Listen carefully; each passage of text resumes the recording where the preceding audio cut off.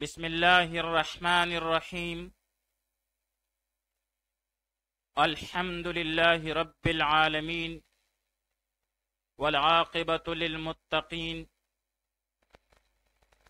والصلاة والسلام على خير خلقه محمد وآله وأصحابه أجمعين.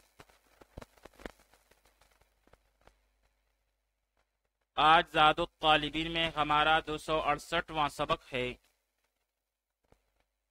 جس میں ہم حدیث نمبر 262 کا ترجمہ، لغوی و صرفی تحقیق، تشریح اور ترکیب کے بارے میں پڑھیں گے۔ حدیث نمبر 262 ہے، اذا توضأت فخلل اصابع یدیک ورجلیک۔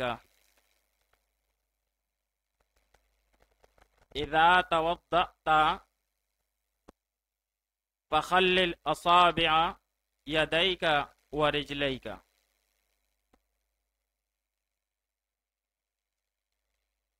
اذا توضأت، جب تو وضو کرے، فخلل، پس خلال کر تو، اصابع یدیک ورجلیک، اپنے ہاتھوں اور پاؤں کی انگلیوں کا۔ اذا توضأت، جب تو وضو کرے، فخلل، پس خلال کر تو، اصابع یدیک ورجلیک، اپنے ہاتھوں اور دونوں پاؤں کی انگلیوں کا۔ اب یہاں پر خلل صیغہ واحد مذکر مخاطب، فعل امر حاضر معلوم، مضاعف اسباب تفعیل، جیسے خلل یخلل تخلیلا، بمعنی خلال کرنا۔ اصابع، یہ جمع ہے اصبعن کی، بمعنی انگلی۔ آئیے اب اس حدیث شریف کی تشریح پڑھ لیتے ہیں۔ یہ حدیث پاک مشکات شریف میں باب سنن الوضو سے لی گئی ہے، اور اس کے روایت کرنے والے حضرت ابن عباس رضی اللہ تعالی عنہما ہیں۔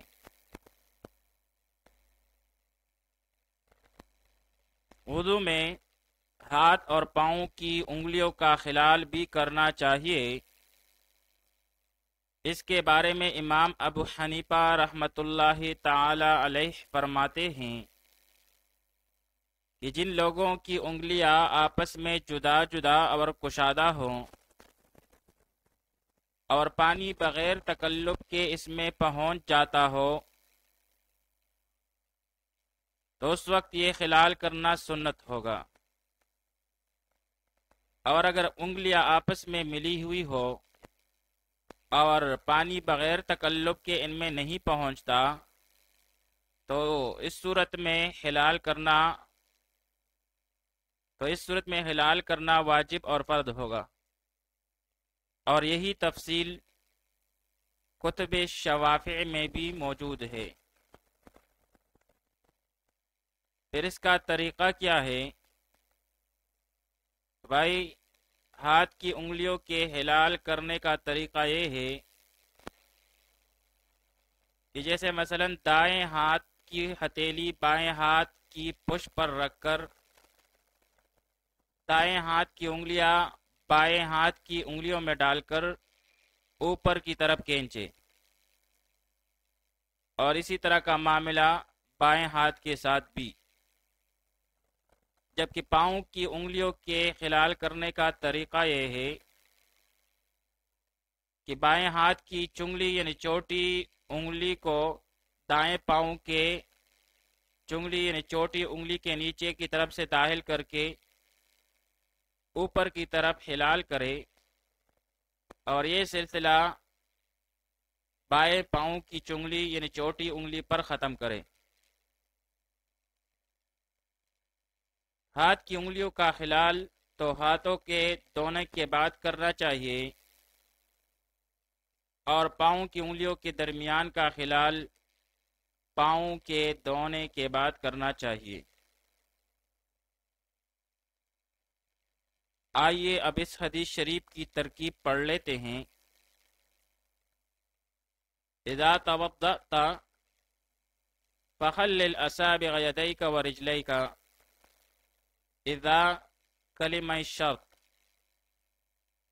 توضأت پہلے ماضی سیاہ واحد مذکر مخاطب، اور اس میں تا ضمیر بارز برائے واحد مذکر مخاطب، ضمیر مرفوع متصل مرفوع محلن ہو کے اس کا فاعل، پھر فعل اپنے فاعل کے ساتھ مل کر جملہ فعلیہ خبریہ ہو کر شرط، جبکہ فخلل اصابع یدیک ورجلیک اس کے لیے جزا ہے۔ فخلل اس میں پا جزائیہ، خلل سیغہ امر پہلے امر حاضر معلوم، اور اس میں انت ضمیر مستتر واجب الاستتار اس کا فاعل۔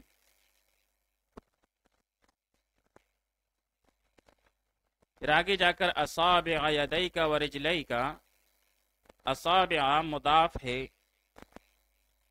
اور یدیک پھر سے یہ مرکب اضافی ہے، اور یہ معطوف علیہ ہے کیونکہ اس کے بعد واو عاطفہ ہے، اور اسی طرح رجلیک یہ بھی مرکب اضافی ہے اور اس کا عطف ہے ما قبل کے معطوف علیہ پر۔ پھر معطوف علیہ اور معطوف مل کر یہ مضاف الیہ ہے اصابع مضاف کے لیے، پھر مضاف اور مضاف الیہ مل کر مرکب اضافی ہو کر یہ مفعول بھی ہے خلل فعل کے لیے۔ پھر خلل فعل امر اپنے ضمیر فاعل اور مفعول بھی کے ساتھ مل کر جملہ فعلیہ انشائیہ ہو کر جزا ہے ما قبل کے شرط کے لیے، اور پھر شرط اور جزا مل کر جملہ شرطیہ ہوا۔